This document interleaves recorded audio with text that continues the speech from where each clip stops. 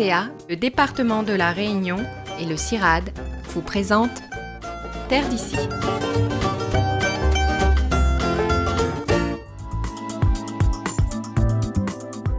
C'est une opération importante pour tous les producteurs canniers. Régulièrement, ces derniers doivent en effet replanter une partie de leurs champs. Exploitant agricole à Jean Petit dans les Hauts-de-Saint-Joseph, Johnny Perrault a ainsi planifié et organisé son chantier de replantation pour une meilleure efficacité. Cette parcelle-là, elle a été coupée à la mi-septembre. Ensuite, il y a eu 15 jours de préparation aux bulles et à la pelle mécanique. Et ensuite, replantation au 30 octobre. Et bon, ensuite, comme on a un relais avec le Polcan de Langevin, donc il y a un suivi, voilà, c'est... Johnny en profite alors également pour réaménager son terrain. Voilà, il y avait beaucoup de randins, beaucoup de buts. Il y avait un gros randin dans le milieu là-bas, donc on l'a enlevé. On a, voilà, c'est pour prévoir pour plus tard pour la coupeuse de canne tronçonnée.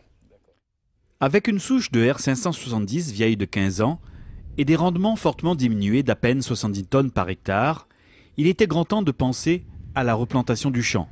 Johnny choisit alors de planter une nouvelle variété de canne, la R586. Je pense qu'à l'altitude qu'on est, je pense que sinon on doit être à peu près à 400 mètres d'altitude. Je pense que c'est l'idéal pour la 586 parce qu'on a déjà essayé sur une autre parcelle un peu plus loin. On a vu qu'au niveau rendement et au niveau pousse, c'est beaucoup mieux que la canne jaune, par exemple, la 570 ou autre canne. Donc elle est premier au niveau de tonnage également? Ouais, je pense, ouais. Sur l'autre parcelle, je pense qu'à l'hectare, on doit être, avec le temps un peu servi, avec un peu de pluie, on doit être à 100 tonnes à l'hectare.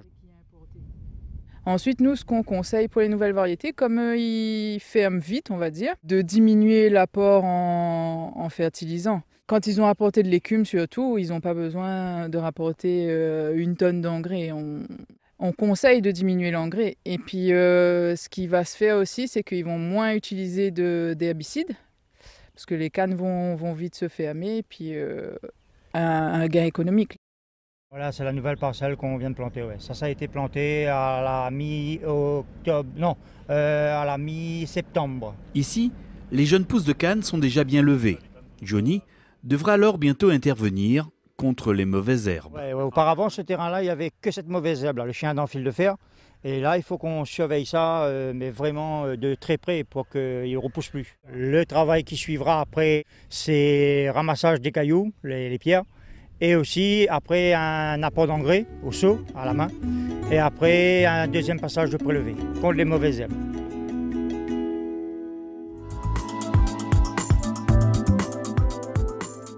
La coupe terminée, Henri Gossard peut se concentrer sur la replantation des cannes.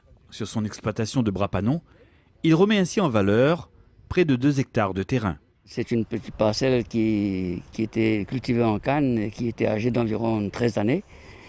Et donc, vu l'âge, on ne pouvait plus distinguer les lignes de plantation.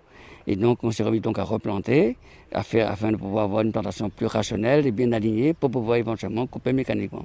Avec l'aide de ses 3 ouvriers, Henri Gossard a bien préparé le chantier de replantation afin de donner à la canne à sucre les meilleures conditions de repousse. D'abord, il y a le disque lourd, hein, et puis on laisse le temps faire son œuvre.